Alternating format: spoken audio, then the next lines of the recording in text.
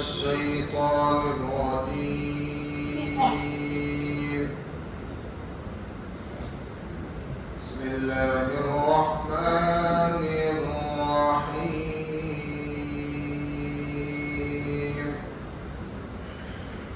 ولئن سألتهم من خلق السماوات والأرض ليقولن الله. قل أفرأيتم ما تدعون من دون الله إن أرادني الله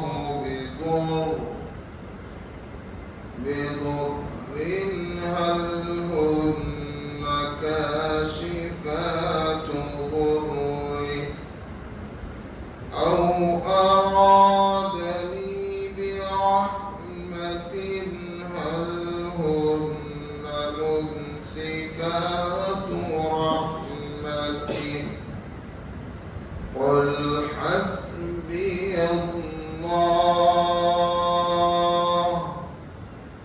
عليه يتوكل المتوكلون.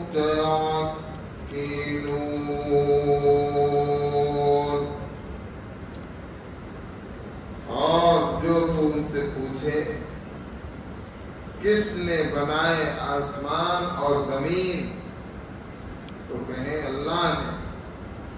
تو کہ بھلا دیکھو تو جن کو پوچھتے ہو اللہ کے سوا اگر چاہے اللہ مجھ پر کچھ تکلیف تو وہ ایسے ہیں کہ کھول دیں تکلیف اس کی ڈالی ہوئی، یا وہ چاہے مجھ پر مہربانی تو وہ ایسے ہیں کہ روک دے اس کی مہربانی.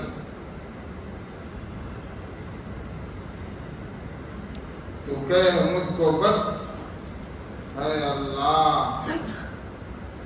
اسی پر بھروسہ رکھتے ہیں بھروسہ رکھنے والے. سورہ زمر کی آیت نمبر 38 کی تلاوت اور ترجمانی کی گئی.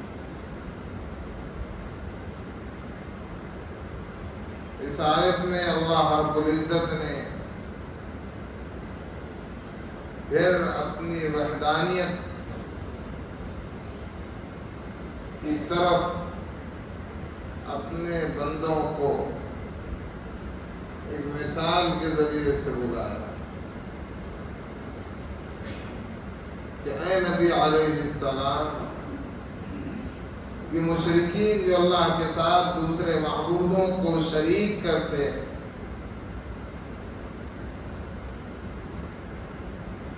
اگر آپ ان سے سوال کریں من خلق السماوات والارض، تو بھلا یہ بتلاؤ کہ آسمان و زمین کو کس نے پیدا کیا. یعنی ایک طرف تو خداوند قدوس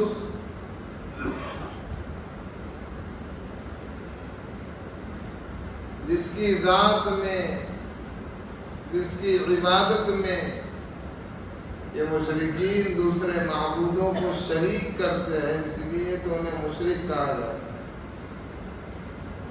شریک کرنے والے، شرک کرنے والے.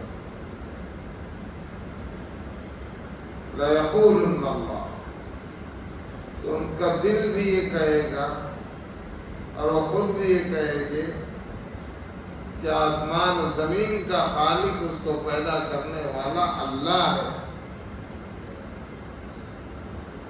تو جب خداوند قدوس جو خود تمہارے اقرار و زبان کے مطابق آسمان اور زمین کا پیدا کرنے والا ہے، اور دوسری طرف پتھر کی بے جان مورتیں یا عاجز مخلوق جو سب مل کر بھی خدا کی بھیجی ہوئی چھوٹی سے چھوٹی ادنا سے ادنا تکلیف اور راحت کو اس جگہ سے نہیں ہٹا سکتے. تم ہی بتاؤ دونوں میں سے کس پر بھروسہ کیا جائے.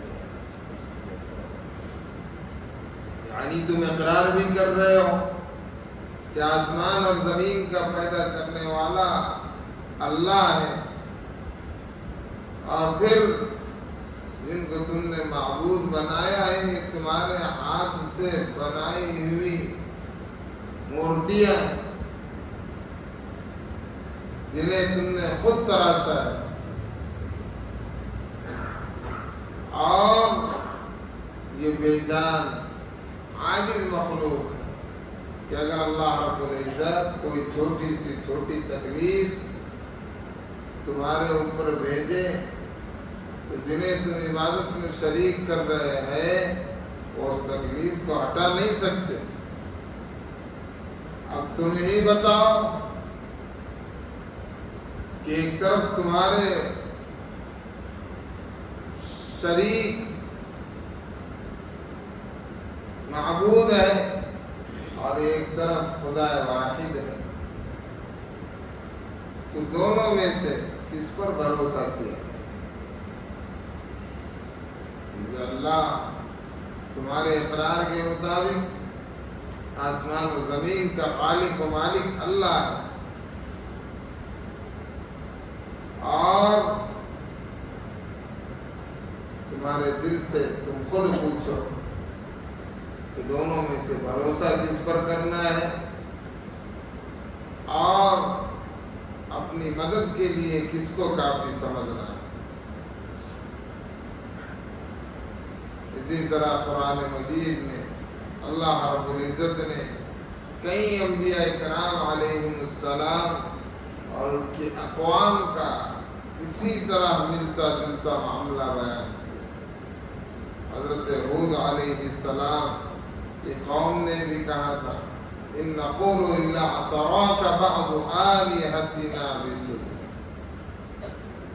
حضرت ہود علیہ السلام نے ان کے شرک کے مقابلے میں کہا تھا انی اشہد اللہ واشہد انی بریء مما تشرکون من دونہ فکیدونی جمیعا ثم لا تنظرون انی توکلت علی اللہ ربی وربکم ما من دابۃ الا هو آخذ بناصیتها ان ربی علی صراط مستقیم. اس میں وحدانیت کو بیان کیا، اللہ کی طاقت اور قدرت کو بیان کیا.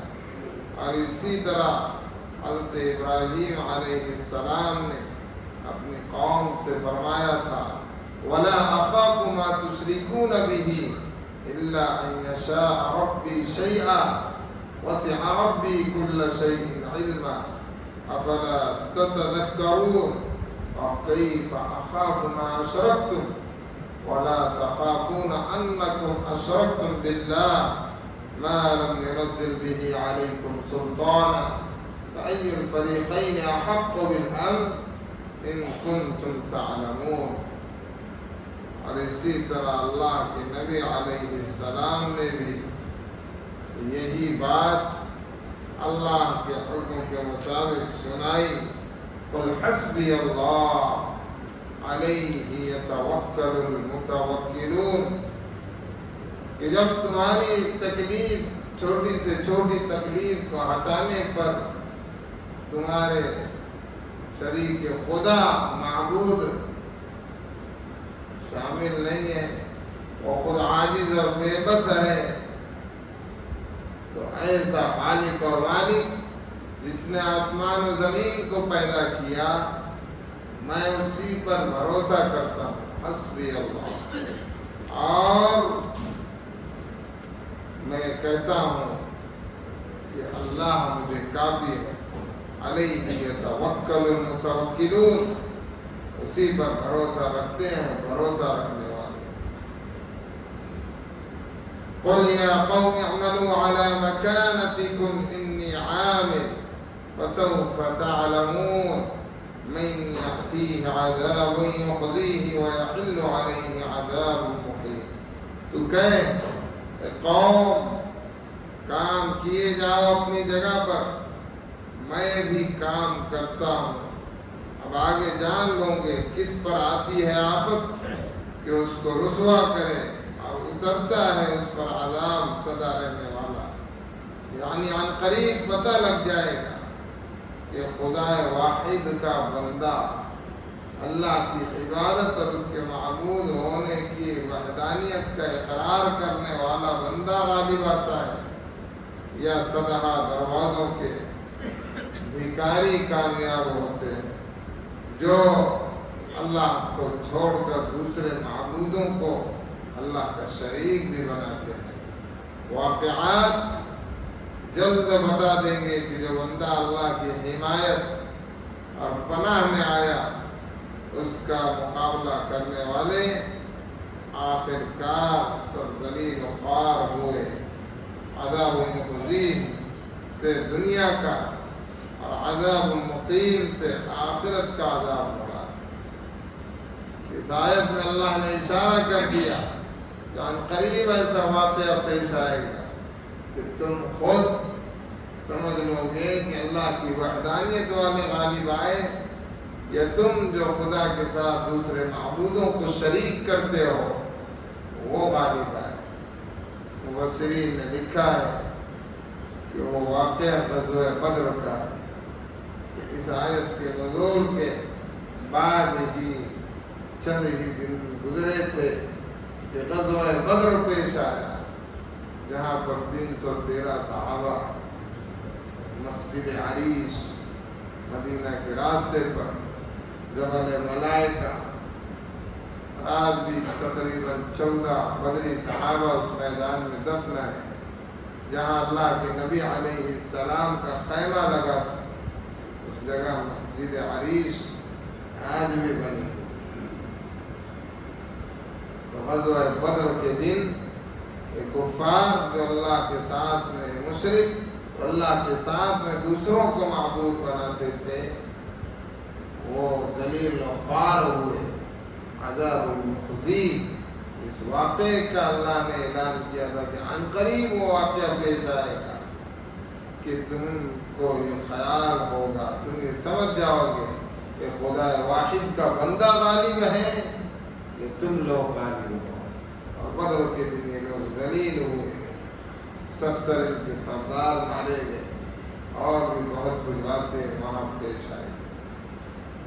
اور عذاب مقیم سے مراد آخرت کا عذاب ہے کہ بڑے بڑے مشرک دنیا میں عذاب مخزی کا شکار ہو تو گئے، لیکن مرتے ہی عذاب مقیم میں پہنچے کہ انہوں نے اپنی آنکھوں سے عذاب مقیم، آخرت کا بھی عذاب دیکھ لیا جو سدا رہنے والا ہے، کبھی ختم نہیں ہونے والا۔ اللہ تعالی ہم سبوں کو صراط مستقیم پر چلائے۔ سبحان اللہ وبحمدہ، سبحانک اللہم وبحمدک، ونشہد ان لا الہ الا انت، نستغفرک ونتوب الیک۔ سبحان ربک رب العزة عما یصفون، وسلام علی المرسلین، والحمد